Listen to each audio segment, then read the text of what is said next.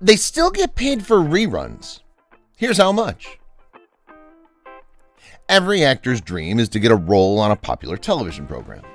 While movies are fantastic for bringing in quick cash, a big show provides a consistent income stream that continues even after it's ended. Depending on syndication agreements, actors can anticipate earning millions over the years only from reruns alone. Syndication agreements are typically simple. At some point throughout the life of the show, the performer signs a contract that specifies how much money they'll receive from reruns. There are several factors that go into this judgment, like how popular the show is, or how likely it is that networks will keep airing it. These actors, from the whole Friends ensemble to the wealthiest Emmy Award winners, demonstrate that small screen, not merely the big screen, is where the real money is. Keep watching to learn why these celebrities always have happy accountants. In fact, they get paid for reruns. Here's how much. Number 1. Ted Danson. TV show, Cheers. Seasons, 11. Finale episode air date, May 20th, 1993. Show residuals up to $5 million a year. Ted Danson's had a remarkable career, but his most well-known performance was as Sam Malone, the main character on NBC's Cheers. One of the most popular series to ever appear on our televisions was, and still is, Cheers. Some intriguing information regarding Cheers was revealed after the episode debuted. For instance, the Bull and Finch pub, the show's setting, was picked out of the phone book. The owner of the pub, Tom Kershaw, was contacted by the producers to film exterior footage. Kershaw consented for a price of just $1. Since then, Danson has had various roles that have helped his financial situation, such as those in The Good Place, Bored to Death, and Curb Your Enthusiasm. The fact that Danson would continue to get up to $5 million annually from his 1980s sitcom would give him peace of mind if he decided to retire. That pension is way much greater than most people can imagine. Number 2. David Caruso. TV show, CSI Miami. Seasons, 10. Finale episode air date, April 8th, 2012. Show residuals up to $100,000 per year. On the crime drama CSI Miami, David Caruso, a retired actor and producer, portrayed the lead role. From 2002 to 2012, he was aggressive in the industry and played Detective Horatio Kane. People everywhere seem to love true crime shows a lot. Therefore, CSI and Law & Order have both had a lot of spin-offs as a consequence. Reruns of the show that are available on cable TV and online services generate passive income for Caruso, allowing him to retire peacefully. According to reports, CSI produced about $6 billion in total. Anthony Zucker, who's executive producer and has a net worth of $150 million, created the program. According to TV critic Nina Tassler, CSI Miami has been a key player in CBS's rise to the top. The total assets of CBS were valued at $21.86 billion as of 2018. It generates $14.154 billion in revenue. Who knows where those astonishing figures would be right now without CSI Miami and David Caruso. Number 3. Bob Saget. TV show, Full House. Finale episode air date, May 23rd, 1995. Show residuals up to $2,000 per year. The greatest residual payments in the series belong to Bob Saget, who portrayed Danny Tanner on Full House. He claimed in an interview that these checks still didn't amount to much. He claimed that since he wasn't an executive producer, his residuals from the well-known sitcom made anywhere from $2,000 a year to $2,000 an episode. He indicated that residuals essentially amount to nothing.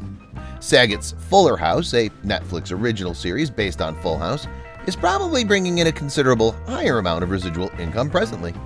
Despite having 5 seasons, Fuller House was scrapped in the spring of 2019 due to a sharp decline in viewership.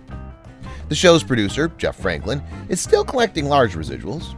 Full House was shown all around the world, and in certain cases it even gained more fans after going into syndication.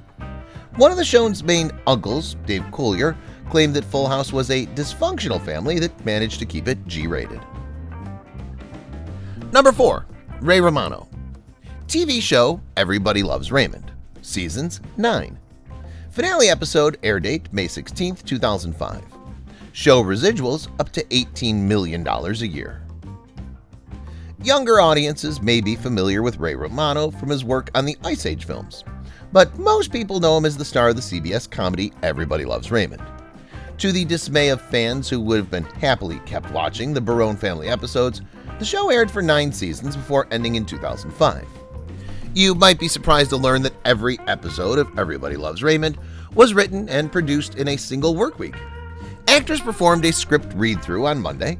Friday saw the start of filming, followed by script revisions and camera blocking. The house where Everybody Loves Raymond was filmed in Merrick, New York, is currently valued at $500,000. Romano is currently one of the most financially successful Emmy Award-winning actors of all time, in large part because of his ongoing royalties. The star's annual show residual income is about $18 million. Is it any wonder that he made Forbes' list of wealthy and famous people? Number 5. Betty White. TV show The Golden Girls. Series 7. Finale episode air date May 9th, 1992. Show residuals up to $3 million per year. In many ways, The Golden Girls was much ahead of its time. It may have been the early 90s, but Betty White, Estelle Getty, Beatrice Arthur, and Rue McClanahan talked openly about every issue of womanhood. Even after all these years, it remains relevant owing to the clever storyline and outstanding acting. Living 100 years, Betty White was a legend. Although the actress scaled down her career in her older years, her $3 million per year salary from The Golden Girls kept her bank account looking young. Brentwood, California is the location of the Golden Girls' home. The home featured the song's first line, "Thank you for being a friend," was put up for sale in 2020 for $3 million. Despite the fact that the house's address in the show was in Miami, the original house used until season 3 was destroyed by a rather strong hurricane. Number 6. David Hasselhoff. TV show Baywatch. Seasons 11. Finale episode air date May 14th, 2001. Show residuals up to $4 million per year. Baywatch was more of a cultural phenomenon than it was a television program. Pamela Anderson's career was given a boost by it, and she later rose to fame as one of the most well-known female icons since Marilyn Monroe. David Hasselhoff, who played the frequently shirtless Mitch, served as the show's host. One of the most popular TV programs in the entire world at one point was Baywatch. There were 1.1 billion viewers a week. These viewers didn't begin watching, though, until after NBC ended the program. NBC didn't know it needed to restart Baywatch development until syndication, through with setting changes and cast overhauls. Even though Baywatch isn't repeated as frequently as some other programs, Hasselhoff still makes a sizable income from the popular series. Hoff's income from his Beach Patrol work might reach $4 million annually. The actor also had a brief cameo in the 2017 rendition of the series. Number 7. Alan Alda. TV show MASH. Seasons 11. Finale episode air date February 28, 1983. Show residuals up to $1 million a year. MASH managed to maintain the audience's desire for an emotional connection while giving the series subject a humorous spin. The Alan Alda-led show quickly gained popularity as a consequence. At first, the actor received about $10,000 per episode for playing Hawkeye. By the end of the show, this had greatly climbed to around $235,000 per episode. Alan earns up to $1 million in royalties per year. Depending on how the program's distributed, which is less than some other well-known sitcom stars, Alda's still extremely affluent as a result of his successful career. In addition, Alda has been able to make at least a little money from the several spin-offs and specials in which he appeared. From 1983 through 1985, the television series After MASH, a spin-off of MASH, aired. The spin-off Trapper John M.D. was more profitable than all the other shows he'd appeared in before. The 1980s also saw the production of documentaries and films. Number 8. David Schwimmer. TV show Friends. Seasons 10. Finale episode air date May 6, 2004. Show residuals up to $20 million per year. Ross was portrayed by David Schwimmer on Friends, and as a result, he continues to collect $20 million in checks. Schwimmer was a beloved cast member who went on to have a great career as a result of his roles in American Crime Story, Madagascar, and the upcoming Netflix film The Laundromat with Meryl Streep. On September 22, 1994, Schwimmer appeared in his first episode of Friends, and as one of the original 6 cast members, he was present for the series finale. In the drama, he portrayed a professor of paleontology who was in love. He often says things like, "We were on a break." At the renowned Warner Brothers Studios in Burbank, California, all the filming was done. The popular sitcom's 10 seasons were all placed in the top 10 of TV ratings. The series finale of Friends garnered 52.5 million viewers, ranking it as the 5th highest rated finale in television history. It makes sense why the residuals are so high. Number 9. Jim Parsons. TV show The Big Bang Theory. Seasons 12. Finale episode air date May 16, 2019. Show residuals up to $10 million a year. Jim Parsons gained notoriety as Sheldon Cooper, the whimsical genius who effortlessly delivered funny one-liners. He became well-known thanks to his role in Big Bang Theory, just like his co-stars Kaylee Cuoco and Johnny Galecki. Parsons was making $900,000 each episode throughout the last season. His pay wasn't always so high. He was making a little more than $60,000 an episode for the first 3 seasons.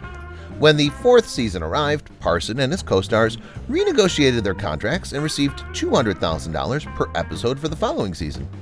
After that, every new season brought an increase in pay of $50,000 for each episode. Due to the show's longevity and ongoing popularity, Parsons can anticipate earning an astonishing $10 million per year from reruns. Even if offers stop coming in, which is doubtful, the star won't ever have to sing for his supper because channels are bidding for the rights. Number 10. Jennifer Aniston. TV show Friends. Seasons 10. Finale episode air date May 6, 2004. Show residuals up to $20 million a year. One of the most well-known television programs ever produced is Friends. The cast of the show became Hollywood A-listers, but Jennifer Aniston is perhaps the most successful post-show career. The actress has appeared in numerous films, all of which have contributed to her accumulating a net worth of over $240 million. Jen still has a sizable annual check for about $20 million in royalties from the popular Warner Brothers program, which she can still look forward to if things get tough for her and the work abruptly stops. The successful comedy is said to bring in over $1 billion for the network every year. Jennifer Aniston probably won't ever run out of cash. She still produces at least one successful film annually. She's one of Hollywood's highest paid actors since around 2018. And she's consistently been on Forbes' list of highest paid actresses for 15 years, starting in 2001, the year when Friends became a huge success. Number 11. Ed O'Neill. TV show Married with Children. Seasons 11. Finale episode air date June 9, 1997. Show residuals up to $10 million a year. Despite the fact that Ed O'Neill is now more well-recognized for his character as Jay in Modern Family, this isn't the first time in the spotlight. The actor became well-known for his role as Al Bundy in the wildly successful sitcom Married with Children, which ran from 1987 to 1997. O'Neill and Katie Seagal made their way into the hearts and living rooms of millions of families. Because of its classic humor, Married with Children was frequently in the news. Married with Children didn't rein it in until advertisers started to drop supporting it after one episode because it didn't want to lose that ad money. You must purchase the show's DVD if you want to watch some unaired episodes. O'Neill is more fortunate than several other actors who battle to regain their prior levels of success. He makes about $10 million a year from Married with Children reruns, and the newly finished Modern Family will probably eclipse that, making him an even much wealthier person than he currently is.